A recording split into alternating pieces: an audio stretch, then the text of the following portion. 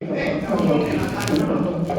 meninggalkan apa saja yang dilarang Allah, itu akan golongan kepada hamba yang bertakwa. Amin Allahumma amin. Masyarakat muslimin, jamaah rahimakumullah.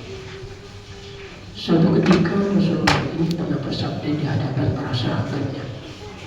Beliau mengatakan bahwa rubba so'in hazzuhu min siyamihi al-ju' wal atus. Rubba so'imin, banyak sekali orang yang berpuasa. Hazzuhu min siyamihi, bagian yang dia dapatkan dari puasanya itu al-ju' wal atus, hanya lapar dan dahaga. Rawi Tabrani, hadis ini diriwayatkan oleh Imam Tabrani, dikategorikan hadis sahih di ghairi.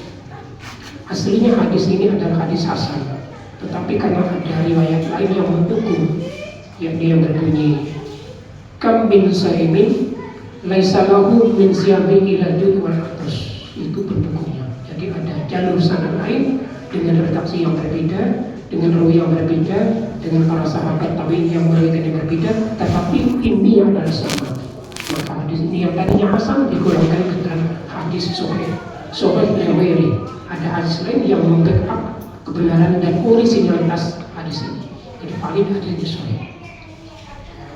Maksud kanjeng Nabi, baginda Rasulullah mengatakan demikian adalah di antara orang-orang yang berpuasa di zaman dulu, di eranya Rasulullah dan eranya para sahabat ini, nampak jelas fakta di lapangan itu, mereka itu berpuasa tidak seperti yang diinginkan oleh Gusti Allah, diinginkan oleh Rasulullah. Jadi Rasulullah menggambarkan bahwa banyak orang yang puasa itu, mereka itu hanya mendapatkan lapar dan haus. Adapun faidah dari puasa seperti yang diinginkan oleh Allah, agar kalian menjadi orang yang bertakwa, jauh panggang dari api. Kenapa demikian? Dan hadis lain yang diriwayatkan oleh Imam Al-Baihaqi, Imam Al-Hakim dan Ibnu Majah, ini hadis sahih. Beliau mengatakan laisa siyam, bukanlah puasa itu minal akli wasyurbi, sebatas meninggalkan makan dan minum. Innama siyamu, pada dasarnya, pada hakikatnya puasa itu minal lagwi, meninggalkan lagu, warrofasi, meninggalkan rofas. Lagu dan rofas itu apa? Mengomentari hadis ini, Syekh Ibnu Hajar Al-Asqalani dalam kitab Al-Bari mengatakan al-lagu, lagu dan istilah orang Arab itu al-kalamul ladzi la aslalah, suatu kalam pembicaraan yang tidak ada juntrungnya, tidak ada dasarnya. Terus di pembicaraan atau bercakap-cakap yang tidak ada faedah, la faedah lah. Mengapa Rasulullah itu menggiring kita untuk tidak melakukan suatu obrolan, bercengkrama, berbicara sesuatu yang tidak ada faedahnya? Padahal kan itu bukanlah sesuatu yang sifatnya dosa, hanya sebatas tidak ada faedahnya. Karena di bulan suci Ramadan ini, orang itu kalau sudah ngobrol lebih seperempat jam, itu pasti kalau memang tidak ada taufik pembicaraan jelas, tidak ada pokok bahasa yang jelas, itu akan merambah kemana-mana. Ujung-ujungnya adalah ghibah, rasan-rasan. Padahal rasan-rasan ini min jumlati az-zunub al-akabair, termasuk dari salah satu zunub al-kabair, dosa yang paling besar. Dan ini persoalannya, melakukan dosa besar di bulan puasa, pasalnya tidak diterima oleh Allah. Sehingga walaupun kita ngobrol menjelang berbuka puasa, tujuannya adalah untuk menunggu berbuka puasa, kan memang tidak taufiknya, dihindari. Silakan ngobrol sepuasnya, tapi ada bahasan yang jelas, ada faedahnya. Kemudian yang kedua yang dilarang Rasulullah itu, kata Syekh Ibnu Hajar Al-Asqalani, adalah arrofas. Arrofas ini berlaku ala fushi fil qauli. Yang dimaksudkan Rasulullah arrofas ini adalah ucapan yang kotor, yang keji, yang kotor, yang jorok, ucapan-ucapan yang sifatnya tidak baik itu.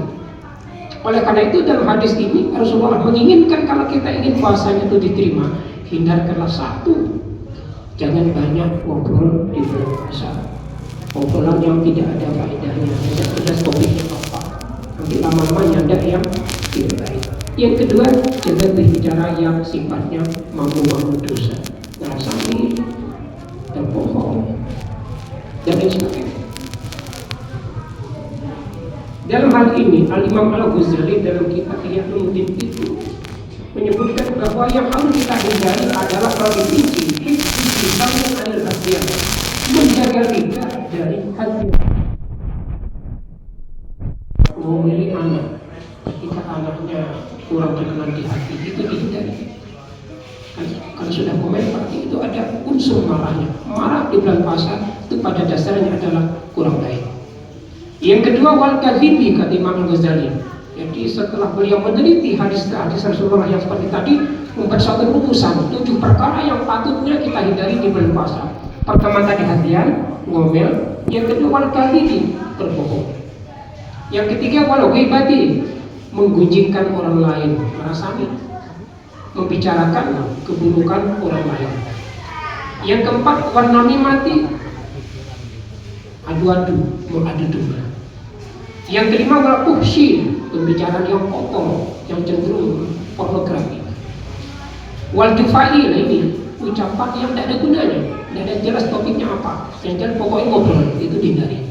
Yang terakhir adalah wal khusumati, bertengkar, ucapan yang terbiasa muncul ketika kita marah dan bertengkar.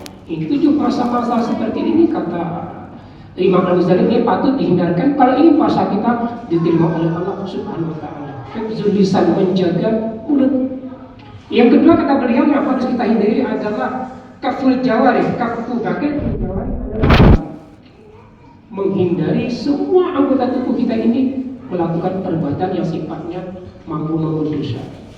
Minal yadi, tangan, wali jari, kaki dengan diajak melakukan hal-hal yang tidak benar. Wal basari, mata jangan melihat hal-hal yang sudah jelas itu tidak boleh dilihat, melihat aurat misalnya. Wasam'i, telinga, jangan mendengar hal-hal yang sifatnya sudah jelas dilarang oleh agama. Wawailihat, dan hal-hal lain yang kita sudah mengerti bahwa itu tidak boleh dilakukan.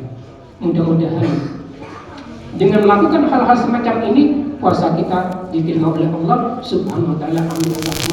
Amin.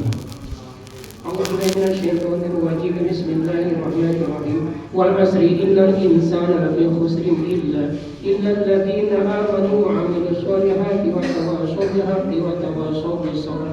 Barakallahu fiikum.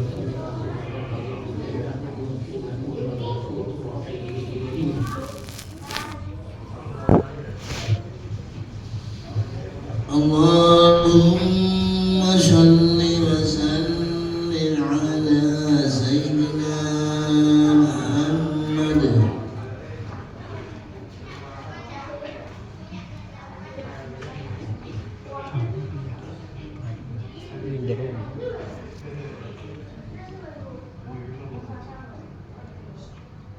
Alhamdulillahilladzi nahmaduhu nasta'inuhu wa nastaghfiruh wa na'udzu billahi min syururi anfusina wa min sayyiati a'malina. Wassalatu wassalamu ala rasulina wa habibina wa qurrati a'yunina sayyidina Muhammadin abdillah.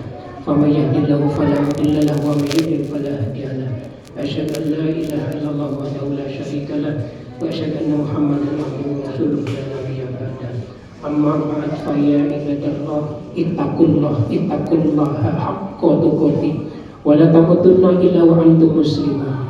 Wa'lamu anna Allaha wa malaikatahu yusholluna 'alan nabi ya ayyuhalladzina amanu shallu 'alaihi wa sallimu taslima.